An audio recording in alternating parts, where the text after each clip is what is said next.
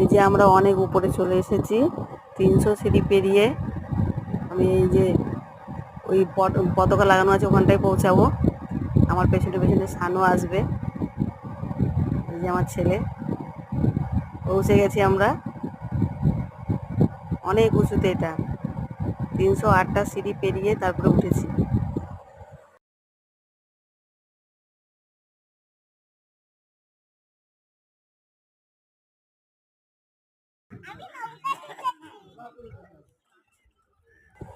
আমরা একটা দ্বীপে এসেছি, এটা একটা খুব সুন্দর জায়গা, বড় দ্বীপ এটা। আমরা নৌকার উপরে উঠে এটা আমরা সবাই যাচ্ছি উপরে।